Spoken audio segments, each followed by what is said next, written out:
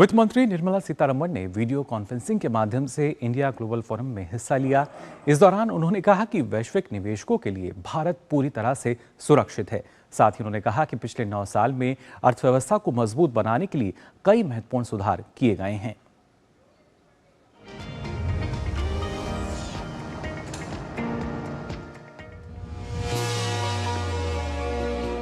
India global forum में video conferencing के जरिए वित्त मंत्री निर्मला सीतारमण ने हिस्सा लिया। इस दौरान उन्होंने कहा कि पिछले 9 वर्षों में मोदी सरकार ने कई महत्वपूर्ण सुधार किए हैं, जिसके जरिए अर्थव्यवस्था के फॉर्मलाइजेशन को बढ़ावा मिला है और देश में कारोबारी माहौल को बेहतर बनाया जा रहा है। वित्त मंत्री ने कहा कि केंद्र सरकार आर्थिक विकास की गति को तेज करने के लिए प्रणालीगत सुधारों के लिए प्रतिबद्ध है और वर्तमान वैश्विक परिदृश्य के बीच भारतीय अर्थव्यवस्था तेज गति से बढ़ रही है।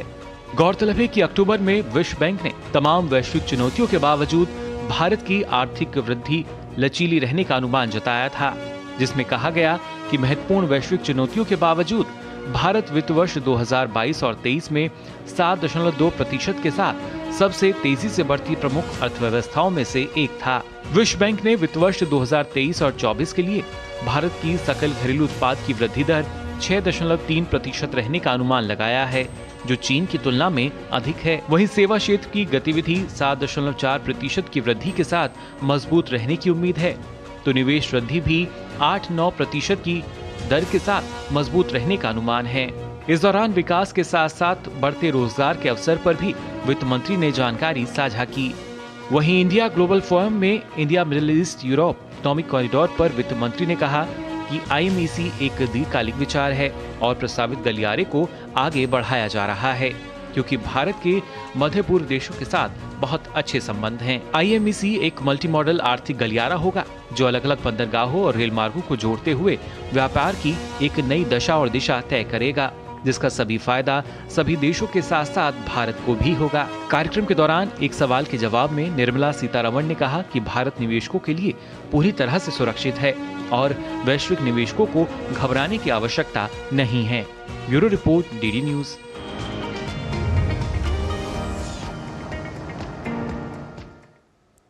तो जाना आपने किस तरीके से यहाँ एक सीधा संदेश जो है निर्मला सीतारमण ने दिया कि जो वैश्विक निवेशक हैं उनको कि भारत निवेश के लिहाज से पूरी तरीके से सुरक्षित है और कई बड़े बदलाव, महत्वपूर्ण बदलाव हमारे यहाँ किए गए हैं, जिससे जो अर्थव्यवस्था है उसमें मजबूती आ सके और जो कारोबार है वो बेहतर हो सके। आगे भी हम इस पर अपनी जो चर्चा है वो करेंगे, लेकिन फिलहाल यहाँ रुक रहे हैं एक छोटे से ब्रेक के लिए। आप बने रहिए DD न्यूज़ पर। साल, बरस और सदी नहीं, एक युग गुजर जाएगा। उम्र न पूछो वंडर की, जब फर्क नजर आएगा। वंडर सीमेंट, फर्क नजर आएगा। ब्रेक के बाद आप सभी का एक बार फिर स्वागत। इकोनॉमी टुडे में हम बात कर रहे थे किस तरीके से जब हमारे देश की जो अर्थव्यवस्था है उसमें हमने जो बदलाव देखा है और जो प्रयास चल रहे हैं कैसे हम विश्व की शीर्ष 3 अर्थव्यवस्थाओं में शामिल हो सकें। इस पर और चर्चा के लिए हमारे साथ डॉक्टर चरण सिंह जुड़ चुके हैं। अब जाने माने अर्थशास्त्री और CEO हैं इग्रो से। बहुत बहुत स्वागत आपका डॉक्टर चरण सिंह।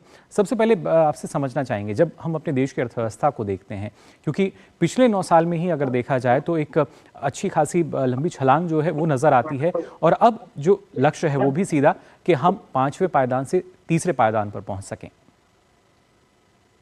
इसमें कोई शक नहीं है कि पिछले 8-10 वर्षों में बहुत प्रगति हुई है और निर्मला सीतारमण ने अपने उस भाषण में जिसका आप बता रहे थे उसमें बहुत क्लियरली कहा है। जहां तक फिस्कल पॉलिसी का सवाल है, वित्तीय नीति का सवाल है, आप देखिए कि कोविड काल में इतनी मुश्किलों से गुजर रहे थे पर फिर भी उन्होंने कैपिटल एक्सपेंडिचर पे जोर दिया। जो कैपिटल एक्सपेंडिचर होता है उसका मल्टीप्लायर भी ज्यादा होता है, एम्प्लॉयमेंट भी ज्यादा जनरेट करता है और प्रोग्रेसिव इंटरजेनरेशनल ग्रोथ क्रिएट करता है। दूसरी बात, जब पूरी दुनिया की अर्थव्यवस्था लड़खड़ा रही थी, हमने इतने जिम्मेवारी से कोविड के दौरान अपनी पॉलिसियां बनाई जी, उसका असर ये हुआ कि यहाँ कीमतें इतनी नहीं बढ़ी। अमेरिका में, यूरोप में, यूके में जहां पर 2% के रेट से इन्फ्लेशन चलती है, वहां पर इन्फ्लेशन करीब 10% पहुंच गई। हमारे देश में अगर 30 वर्ष का आप औसत देखें तो हमारे यहाँ 6% के करीब इन्फ्लेशन रहती है, और इस दौरान हम लोगों की इन्फ्लेशन 7 से 8% रही। तो इसका साफ मतलब था कि बहुत स्टेबल इकॉनमी रही है। इसी का ये है कि 6.3% से हम लोग फास्टेस्ट ग्रोइंग इकोनॉमी सिर्फ इस वर्ष नहीं, अगले 5 वर्षों के लिए प्रोजेक्शंस IMF और वर्ल्ड बैंक ने की है। जी बिल्कुल। और कहीं ना कहीं डॉक्टर चरण सिंह, अगर देखा जाए, जैसा कि उसमें एक सवाल के दौरान उन्होंने ये भी कहा कि जो वैश्विक निवेशक हैं उनके लिए भारत पूरी तरीके से सुरक्षित है, तो अपने आप को असुरक्षित वो ना माने, और जितना ज़्यादा से ज़्यादा अगर वो निवेश करना चाहते हैं तो उनके लिए भारत, हम कह सकते हैं कि लगातार स्वागत कर रहा है। एब्सोल्युटली, इसमें कोई दो राय नहीं है, क्योंकि देखिए जो लोगों के मन में डर था और जो सवाल भी था कि इतना पॉलिटिकल सब कुछ चल रहा है, तो वित्त मंत्री जी ने बड़ा क्लियरली कहा है कि देखिए यहाँ पर इलेक्शन मोड चलते रहते हैं, पर इसके बावजूद कंट्री की जो पॉलिसी है वो एकदम सॉलिड पॉलिसी है, इसमें कोई परिवर्तन नहीं आ रहा है। और इसलिए जो स्टेबिलिटी कंट्री को प्रोवाइड की गई है, इतनी मुसीबतों के, इतनी challenges, domestic and external challenges के बावजूद, इतनी अनसर्टेनिटी के बावजूद ग्रोथ रेट इतना स्टेबल रहा है, इन्फ्लेशन इतनी कंट्रोल में रही है, इसके बावजूद फॉरेन एक्सचेंज रिजर्व सॉलिड होते जा रहे हैं, एक्सचेंज रेट तो बड़ा स्टेबल चल रहा है। तो जितने भी पैरामीटर्स हैं ग्रोथ के, स्टेबिलिटी के, उन सब पे भारत पूरा उतर रहा है, और रेटिंग एजेंसीज ने भी इसको नापा है, और रेटिंग एजेंसी भी इंडिया की रेटिंग्स को इंप्रूव कर रही हैं। बिल्कुल, जो रेटिंग है काफ़ी इंप्रूव हुई है, और वर्ल्ड बैंक ने जिस तरह का अनुमान जताया था कि जो जीडीपी है जिस रफ्तार से वो बढ़ रही है चीन के मुकाबले वो ज़्यादा है।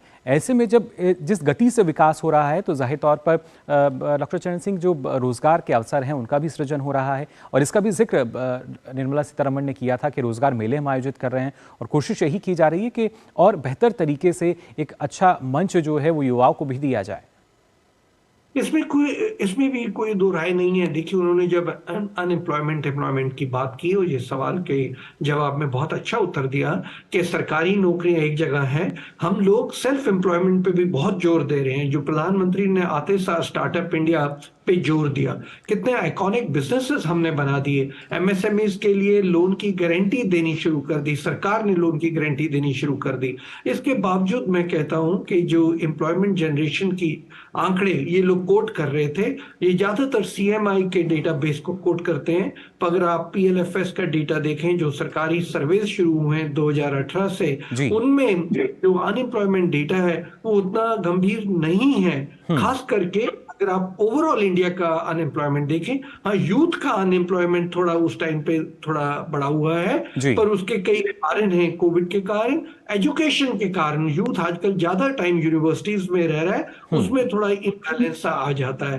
तो मुझे लगता है कि जिस तरीके की स्कीम सरकार ने शुरू की, खास करके स्टार्टअप इंडिया और एमएसएमईज को जिस तरीके की गारंटीज देनी शुरू की, उससे क्लियर हो रहा है कि employment generation with in the country बहुत हो रहा है। वित्त मंत्री जी ने यहां तक कहा कि हम लोग 10 लाख एम्प्लॉयमेंट दिसंबर तक दे रहे हैं, 8 लाख ऑलरेडी रोजगार बांट चुके हैं, 2 लाख भी अगले 1 महीने में पूरा हो जाएगा। तो इसका मतलब ये नहीं कि अनएम्प्लॉयमेंट पे नजर नहीं है, नजर पूरी है। और सरकार की जो मैं कह रहा था कैपिटल एक्सपेंडिचर पे जोर देते हैं, वो पूरा इंफ्रास्ट्रक्चर भी तो एम्प्लॉयमेंट जनरेट करता है। दूसरी बात मैं कहना चाहता हूँ, रोड नेटवर्क बन गया है, एयरपोर्ट्स बन गए हैं, इसके बाद अब मेड इन इंडिया पे जोर होगा, जहां इंडस्ट्री को फायदा होगा, प्राइवेट सेक्टर भी उस एम्प्लॉयमेंट को काफी आगे ले जाएगा। जी बिल्कुल। और उसी कड़ी में अगर खास तौर से हम बात करते हैं India middle east Europe economic corridor की, क्योंकि ये एक ऐसी महत्वपूर्ण कड़ी है जिसके केंद्र में शायद हमारा देश रहेगा, तो काफ़ी लाभ जो है इसके जरिए ना सिर्फ हमारे देश को बल्कि और भी जो देश इससे जुड़ रहे हैं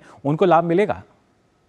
कोई शक ही नहीं है, ये जो कॉरिडोर है ये बहुत सोचा समझा कॉरिडोर बनाया गया है, एक ऑल्टरनेट रूट निकाला गया है। और इसमें आप जानते हैं ईस्टर्न कॉरिडोर है जो इंडिया को यूएई से और गल्फ से जोड़ेगा, और नॉर्दर्न कॉरिडोर है जो आगे इजराइल और यूरोप से हमें जोड़ देगा। इससे कितना तो टाइम बचेगा, 40% टाइम बचेगा, कॉस्ट ऑफ ट्रांसपोर्टेशन बचेगी। जिन कंट्रियां इसमें जुड़ी हुई हैं, करीब 50% ग्लोबल इकोनॉमी है, 40% लोग की जनसंख्या है। तो जितनी वाइब्रेंट इकोनॉमी मिडिल ईस्ट की है, इंडिया की मार्केट को उतना फायदा हो जाएगा। बॉम्बे से चलेगा ये सारा कॉरिडोर, तो ट्रेड पे काफी असर पड़ेगा और उससे भी एम्प्लॉयमेंट अपॉर्चुनिटीज बहुत बढ़ेंगी। और जो कंट्रीज इसमें इन्वॉल्व हैं, आप देखिए सऊदी अरेबिया है, जॉर्डन है, ग्रीस है, फ्रांस, जर्मनी, इटली है और अमेरिका है, ये सारी कंट्रीज का जो लाभ ग्रोथ का है, हम लोग उसको बटोर पाएंगे। जी बिल्कुल, और खासतौर से जिस तरीके से निर्यात को जब हम बढ़ा रहे हैं, जो आंकड़े हैं लगातार बदलाव उनमें हमें नजर आता है। अफ्रीकी देशों के साथ बात की जाए या खाड़ी देशों के साथ हम बात करें, तो अब वहां भी एक तरह का फोकस नजर आता है कि कैसे और कहां संभावना है जहां हम निर्यात को बढ़ा सकते हैं। बिल्कुल, आप एक और चीज देखिए, telecommunication revolution, alternate route of transportation, जो ग्लोबल सप्लाई चेन इतनी डिसरप्ट हुई, ये सारी चीज को हम लोग हैंडल कर रहे हैं। और ऊपर से हम लोग artificial intelligence, high speed cables, clean energy, उसको भी बढ़ोतरी दे रहे हैं। तो मुझे लग रहा है कि जहां पर तो एग्जिस्टिंग इंफ्रास्ट्रक्चर और एग्जिस्टिंग इंडस्ट्री का सवाल है, उसके अलावा हम लोग कितनी ज्यादा क्लीन एनर्जी, हम लोग सिनर्जी निकालेंगे ट्रेड के अंदर, सप्लाई चेन को स्ट्रांग करेंगे, फूड सिक्योरिटी को स्ट्रांग करेंगे, हम लोग न्यू इन्वेस्टमेंट को अपॉर्चुनिटी देंगे। तो मुझे लग रहा है ये ग्रोथ ओरिएंटेड कॉरिडोर है पूरे का पूरा। इससे आगे भी एम्प्लॉयमेंट और ग्रोथ इन सारे देशों को, खास करके इंडिया को, उसका बहुत लाभ होगा। जी, और कहीं ना कहीं डॉक्टर चरण सिंह, अगर देखा जाए शायद अब तक इस तरह का जो प्लेटफॉर्म था वो नहीं था, और उसी वजह से हम शायद 5वें पायदान तक भी नहीं आ पा रहे थे। लेकिन अब जब प्लेटफॉर्म हमारे पास है, इस तरह का इंफ्रास्ट्रक्चर हमारे पास है, तो जाहिर तौर पर जो हमारी इकनॉमी है वो और अच्छी गति से आगे बढ़ेगी और तीसरे स्थान पर हम जल्द पहुंच पाएंगे। बिल्कुल, देखिए ये एक और चीज है, क्योंकि इंडिया ने इतनी अच्छी ग्रोथ रिकॉर्ड की है, सारे देश अब इसमें जुड़ना चाहते हैं। तो ये जैसे कहते हैं ना, एंगर्ड चिकन की स्टोरी है, क्योंकि हम लोगों ने पिछले 10 सालों में ये दुनिया को दिखा दिया कि हमारे पास मजबूती है, हमारे पास नीति है और हम उससे आगे बढ़ रहे हैं। तो अब दुनिया के भी देश हमारे पास आने शुरू हो गए हैं और हमारे साथ समझौता कर रहे हैं। अमेरिका का और यूरोपियन यूनियन का, ये जो आप आईएमएफ की बात कर रहे हैं, इसमें उनका भी बहुत योगदान है। वो भी देखना चाहते हैं कि इंडिया की ग्रोथ जिस तरीके आ रही है और मजबूती से आ रही है और हाईएस्ट ग्रोथ है, इसका उन्हें भी फायदा हो। तो ये मुझे लग रहा है कि सारी कंट्रीज जो ग्रोथ ओरिएंटेड कंट्रीज हैं, डेमोक्रेटिक वैल्यूज वाली कंट्रीज हैं, जो एक्सप्लॉइट करती हैं, इकोनॉमिक एथिकल वैल्यूज में विश्वास रखती हैं, ये सारी कंट्रीज मिलके आगे आ रही हैं और उससे एक दूसरे को तो लाभ होगा ही होगा। पर हमारे यहाँ क्योंकि डेमोग्राफिक डिविडेंड बहुत ज्यादा और यंग पॉपुलेशन है, हम अपने एंगल से अगर देखें तो बहुत ज्यादा एम्प्लॉयमेंट और ग्रोथ पे, और उसी तरीके हमारे एक्सपोर्ट जो इंडस्ट्री को लाभ देगा, काफी फायदा होगा। इसलिए मैं कह रहा हूं कि निर्मला सीतारमण ने जो बात कही, उन्होंने कहा हम सेल्फ स्टार्टअप पे विश्वास कर रहे हैं, सरकारी नौकरियों पे कर रहे हैं, पर जो प्राइवेट सेक्टर की नौकरियां जिनको बढ़ोतरी मिलने वाली है, उसके वो बहुत बड़ा रोल प्ले करेंगी एम्प्लॉयमेंट जनरेशन में, जो आईएमएफ जैसी स्कीम से सामने आएंगी। जी बिल्कुल, यानी इसमें एक जो बड़ा बदलाव है वो देखने को मिलेगा। लेकिन आने वाले समय को अगर देखा जाए डॉक्टर चरण सिंह, और किस तरह का फोकस जो है वो नजर आ सकता है? मैं तो साफ कहता हूं, मैं भी जब इन्वेस्टर्स को मिलता हूं, मैं उनको कहता हूं, देखिए इस 8 साल में, 2 साल में इंफ्रास्ट्रक्चर एकदम एस्टैब्लिश हो गया है, इंस्टीट्यूशन स्ट्रांग हो गई हैं, सारा इंफ्रास्ट्रक्चर इकोनॉमिक एंड फिजिकल एक किस्म का सेट हो गया है। अभी आगे क्या रह गया है? स्टार्टअप इंडिया को बढ़ोतरी मिलेगी, प्राइवेट सेक्टर ज्यादा से ज्यादा आगे आएगा, मेड इन इंडिया पे जो जोर दिया जा रहा था, क्योंकि इंफ्रास्ट्रक्चर बन गया है। अब चाइना से जो लोग काफी दुखी थे, ग्लोबल वैल्यू चेन और ग्लोबल सप्लाई चेन में जितनी डिसरप्शन आई थी, वो ऑल्टरनेट्स देखते हैं। इंडिया अपने आप को उभार कर सामने लाया है कि एक बहुत वाइबल ऑल्टरनेटिव इंडिया है। तो जितनी प्राइवेट सेक्टर फॉरेन कंपनीज हैं, वो ऑटोमेटिकली इंडिया में आनी शुरू हो जाएंगी। उससे जो इंडियन इंडस्ट्री है और इंडस्ट्री जो कंट्री की है, वो मुझे लगता है बहुत सारी सॉलिड हो जाएगी। इससे मैं ये भी कहना चाहूंगा कि जो इस टाइम पे यूनिपोलर वर्ल्ड था, अमेरिका था, अब चाइना उससे बन रहा है, पर मुझे मल्टीपोलर वर्ल्ड दिख रहा है जिसमें इंडिया का भी रोल बहुत प्रोमिनेंट हो जाएगा इस किस्म की स्कीम्स के साथ। जी, और खास तौर से जब हम वर्ल्ड लीडर की बात करते हैं तो कहीं ना कहीं भारत विश्व गुरु अलग अलग क्षेत्रों में देखा जाए, सेक्टर्स में देखा जाए तो ये भी एक ऐसा क्षेत्र है जहाँ पे तमाम संभावनाएं जो हैं वो इंतजार कर रही हैं भारत का। फिलहाल बहुत बहुत शुक्रिया डॉक्टर चरण सिंह हमारे साथ जुड़ने के लिए और इतनी महत्वपूर्ण जानकारी साझा करने के लिए। तो जाना आपने किस तरीके से नए भारत की जो मजबूत अर्थव्यवस्था है, वो बढ़ती अर्थव्यवस्था है, वो भारत के इन पंखों को उड़ान दे रही है, जिससे ना सिर्फ आत्मनिर्भर भारत की उड़ान हम भरें बल्कि जल्द से जल्द विकसित भारत की उड़ान भी